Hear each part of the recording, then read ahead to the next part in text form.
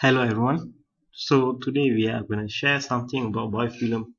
So most of you wondering what is biofilm. As you all can see from the slide, it's a single type, multiple type of bacteria living together, covered in a protective slimy layer and attached to the environmental surface.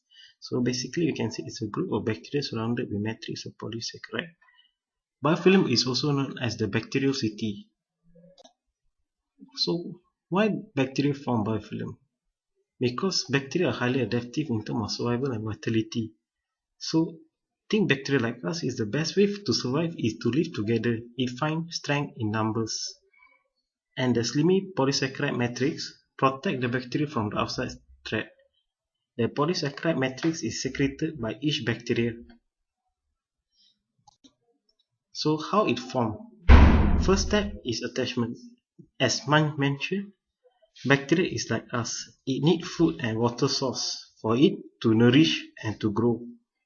So few bacteria will attach to the surface in scattered pattern. One attach and it get all the nutrients it need. It will reproduce and grow.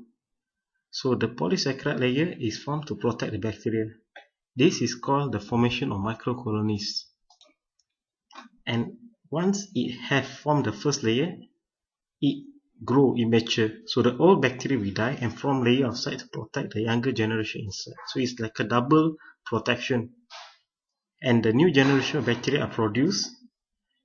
And this is a complete mean of communication and cleavage system, because the polysaccharide released within the biofilm actually link one bacteria with another, and it will communicate, it will interact, and they will organize themselves.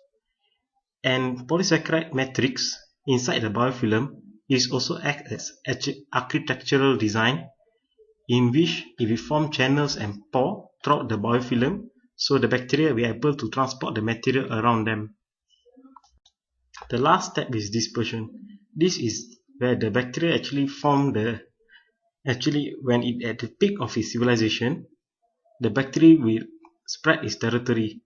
So here it will grow.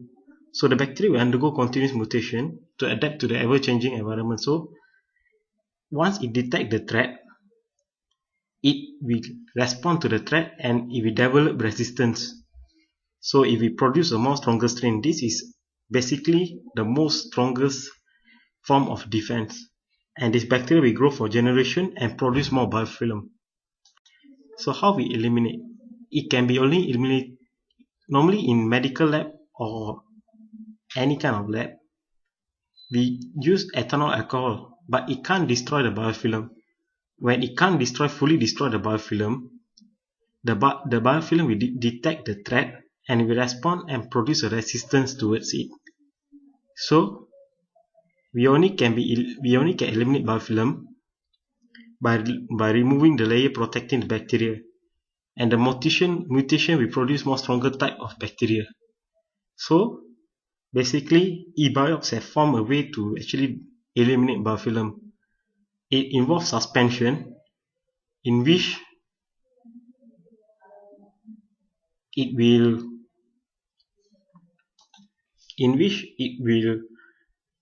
enter inside the biofilm and suspend and separate the bacteria from one another.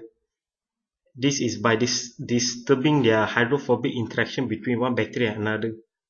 So the bacteria is separated and the biocide actually can kill the bacteria. So that's all from me. Have a good day.